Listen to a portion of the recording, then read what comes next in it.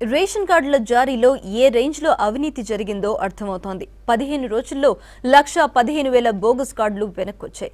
ఇంకా బోగస్ కార్డుల గుర్తింపు కొనసాగుతోంది. బోగస్ కార్డులన్నీ ఏరేసి అర్హత ఉన్నవారికి కొత్త కార్డులు ఇచ్చేందుకు ప్లాన్ చేస్తోంది సర్కార్.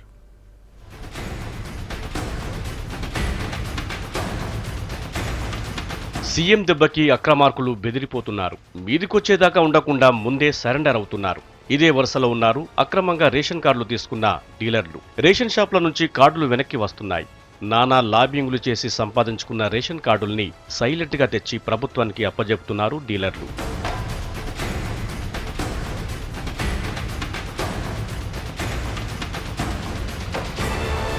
ఇప్పటికే 15 రోజుల్లో 1,15,000 బోగస్ కార్డులు వెనక్కొచ్చాయి.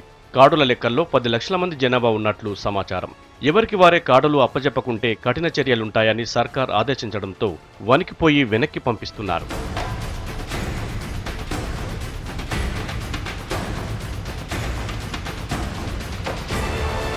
ఆధార్ కార్డుల నంబర్లను ఈపీడీఎస్ ద్వారా అనుసంధానం చేసే ప్రక్రియ సాగుతోంది.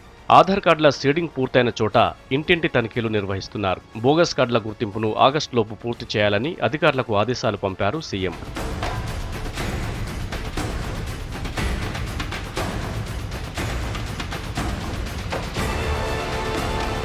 ఇక కొత్త కార్డులు ఇచ్చేందుకు కూడా కసరత్తు చేస్తోంది సర్కార్. ఆగస్టు తర్వాత కార్డులు ఇచ్చేలా ఏర్పాట్లు చేస్తున్నారు అధికారులు. రేషన్ కార్డుల సమాచారాన్ని ఆన్లైన్ చేసేందుకు కూడా ప్రయత్నాలు నడుస్తున్నాయి. కొత్త కార్డు కావాలన్నా, ఉన్న కార్డుల్లో మార్పులేమైనా ఉంటే చేసుకోవాలన్నా ఈ విధానం ఈజీగా ఉంటుందని అధికారులు అంచనా వేస్తున్నారు. కార్డుల జారీలో భారీ అవినీతి అక్రమాలు జరిగాయని అసెంబ్లీలో లెక్కలతో సహా వివరించిన సీఎం దీనిపై ఫోకస్ చేశారు.